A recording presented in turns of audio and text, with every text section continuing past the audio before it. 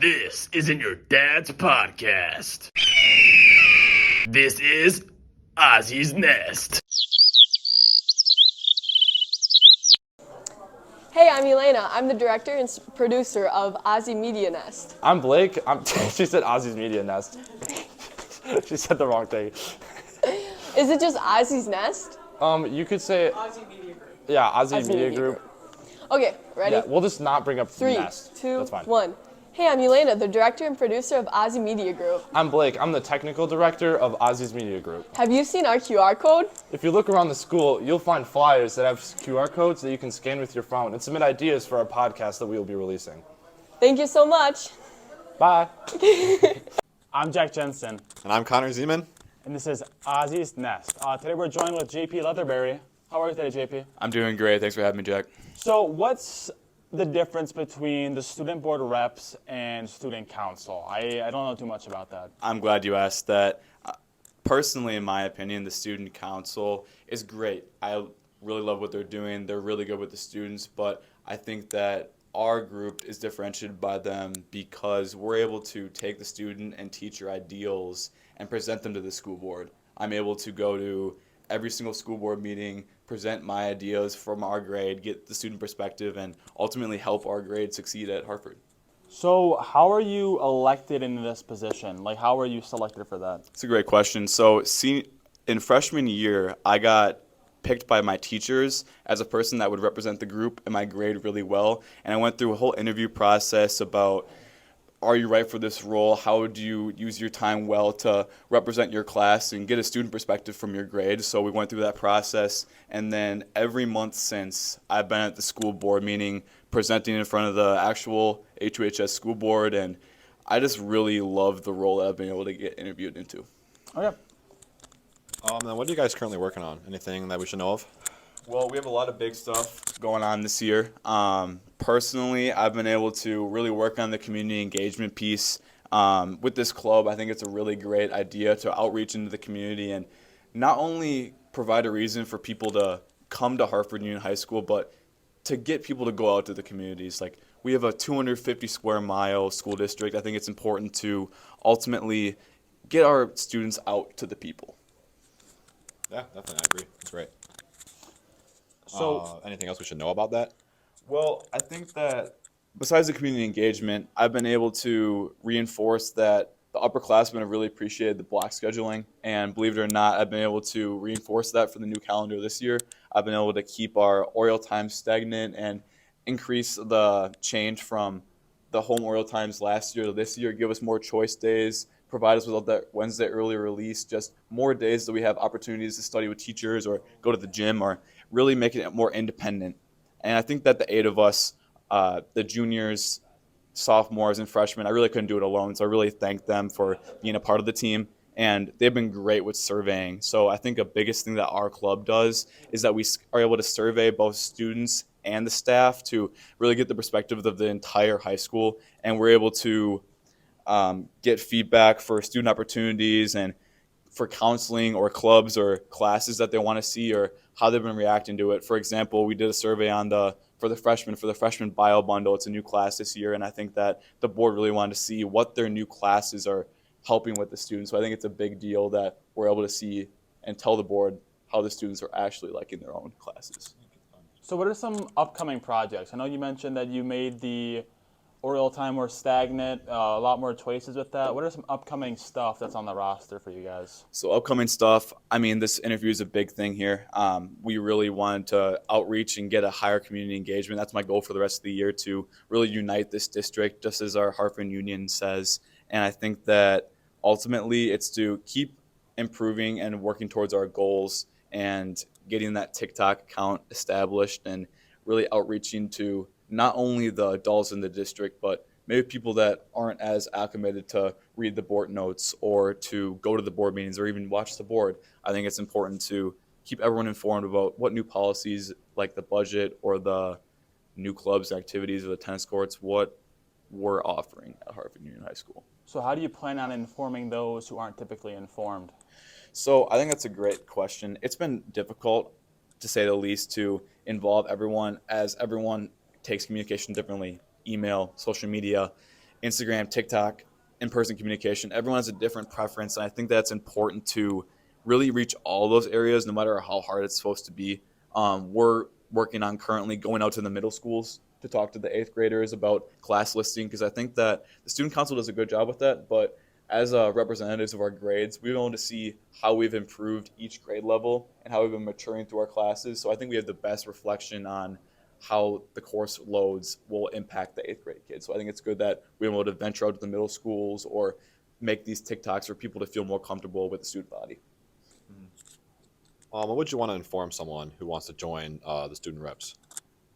Well, I think it's really important. Please apply. I know freshmen have a hard time checking their email. Even I have a hard time checking my email, but getting that email at the start of the year, you'll get an application. I know that's not all teacher recommended, but when the email link the survey to apply, please apply. We need more people. And with me graduating, I want to see this club continuing. And I think that's important to get a lot of new representatives out there. And I think that each one of you can make a difference if you just apply.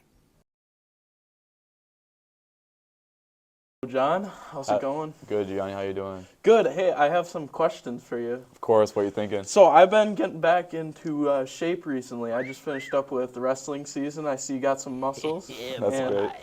What's one of your key secrets to getting those muscles? Well, it's all about working hard and protein powder and everything else, but the biggest source of what I've been getting my gains from is hint water. Really? Let me take a look at this hint water. 0 calories. What is this? Water infused with pineapple essence? What's pineapple essence? Is there a soul of the pineapple in there? Was there a voodoo witch from New Orleans that put the soul of a pineapple in there? Now, with the pineapple hint, they have all these flavors. It's great. Over 10 flavors. It's almost like all these flavors. Gatorade has these strong flavors, all that sugar in there. There's no sugar, no artificial sweetener, and there's no stuff that you don't want in your body, and they give the essence of the flavor. So I can drink fruit soul water, basically. You will have the soul of the fruit. So it's like I absorbed another fetus of a fruit in me. You could have a fruit baby, Johnny. That's awesome. I do have one more question before we end this. Are you single? I am not single. Okay, well, ladies, if you were wondering, all that muscle is taken. That's all I got. Thank you, Johnny. Yeah. I'm Jack Jensen, and I'm with Parasite. I'm Caden Birnbaum, lead vocals and rhythm guitarist. I'm Ryan McCullough. I'm the drummer. So, what first got you guys into music? I first started listening to it back in middle school. My dad was showing it to me and my friends, and it was just something that I was interested in, and it stuck with me for a long time, and it still does. Probably the biggest influence that got me into music is my stepdad. He used to play, and he was a drummer for a band, and he just kind of showed me all the bands that I like now, and I just expanded through that. So, what inspired you guys to make music?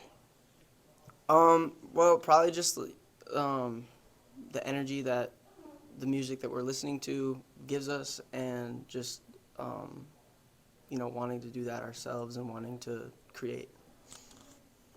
Yeah, I agree with that. Just wanting to be able to create music, and when it's something that you care about a lot, and something that's a big part of your life, it's really great to be able to actually make something like that and show it to other people. And I remember when I first went to a metal show, and just being there and experiencing how the band performed, their energy and the energy of the crowd. It was I want to do this, So, how would you guys describe the music that you make?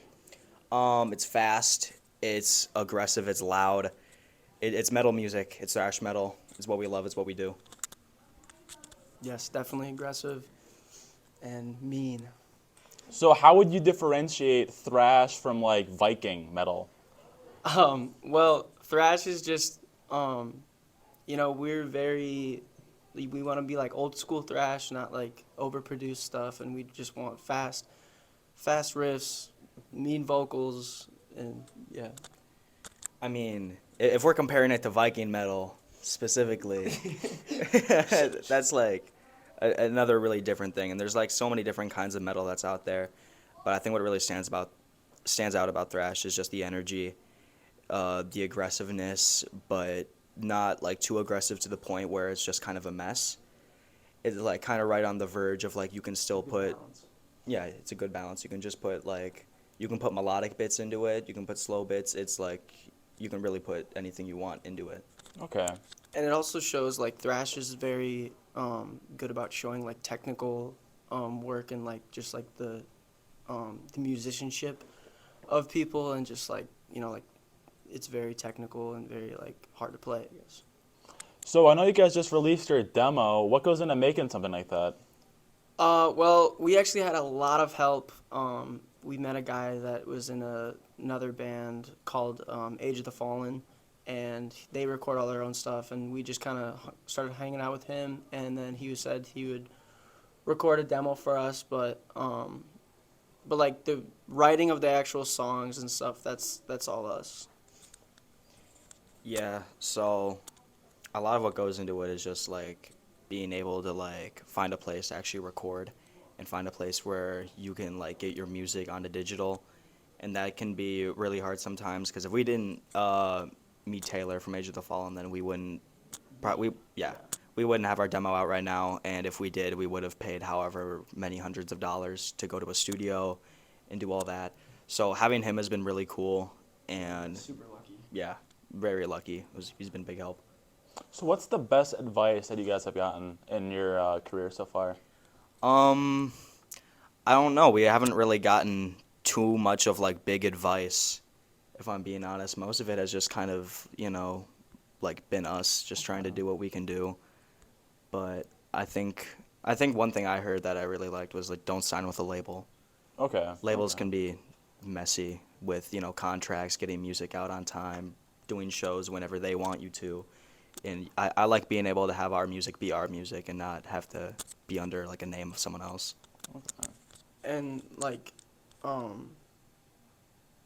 the best advice, I guess, is just like just keep playing, like keep creating, keep doing, because that's what we love to do. It's like, you know, just keep going, just don't stop. Like, you know, music is definitely a field that is, I feel like, undermined in the success rate, but for us that doesn't really matter. We just want to create, and we just want to, you know, be Parasite. So what are some musicians that inspired you guys? Definitely a lot of thrash metal. For me, I'd say Megadeth, Overkill, Sabotage, and Exodus. I'm gonna agree with a lot of those too. You know, Megadeth, Overkill, Exodus, a lot of like really good classic bands. I think a lot of other bands that have inspired us are like a lot of the newer ones too. Okay. Some guys like Void and Nemesis, because it's kind of like cool to see other guys who are like maybe like a few years or just older than us, and they're also like, you know, releasing albums, they're doing shows, doing tours, and it's like kind of cool to be like that. It's something that is possible, and that it's something cool to see that like other people are being able to do. And it's thrash. It's like old school thrash. Yeah, it's like old. Okay. Okay. It's the same style stuff that we do. So out of the three you guys do have, what's your favorite one to perform? Ooh, well, we haven't played a show just yet. Yeah, Well, like in practice-wise. I think, man, it's so weird because all three of them have like a different reason why I love playing them so much. I love playing Two-Face because for me at least it's kind of easy. It's a bit more of a chill one for me to play. Dead in the Snow's got a lot of energy throughout the entire thing, and then Blood Moon's just a jam. Yeah. I mean, every time we play it, we're just kind of like getting into it. When we play it. Okay. Yeah, like like vocal wise, Blood Moon's a bit of a struggle for me, just because it's, you know, faster and harder. But I love to play it. But I probably like playing Blood Moon or Two-Face the most, just because you know, I wrote the lyrics for those, and Two-Face was actually like something that happened to me, you know, and that's like very personal to me. So as musicians, you guys obviously like music. What are some favorite shower sing-alongs that you guys are jamming out to? Well, when we first started the band, kind of like a tradition is like when I would take them home, because these guys didn't have licenses, and I had to take both Christian and Ryan home, and Arthur. We would jam Breaking the Law. We would jam Breaking the Law by Judas Priest. Yeah, breaking the law. breaking the law. Anything by Judas Priest really is a good shower jam. But I mean, I feel like the best shower jams aren't even necessarily metal. A lot of them can be like some funky stuff, you know. Okay. Some funky town. Yeah. You know? Yeah. You know, to close up, the last question here. I know you guys got a performance on the 3rd. What's next for you guys? So we got our show coming up March 3rd at Kochanski's. It's going to be at Milwaukee. It's an 18 and up show. So if any of y'all are watching and you're 18 and up, you better come out there. I think it's like $10. $10 to get in? Yeah, $10 to get in, and I'm pretty sure if you have a chauffeur that's 18-year-old or older, you can come if you're younger. But yeah, show up. Okay. Thank you guys.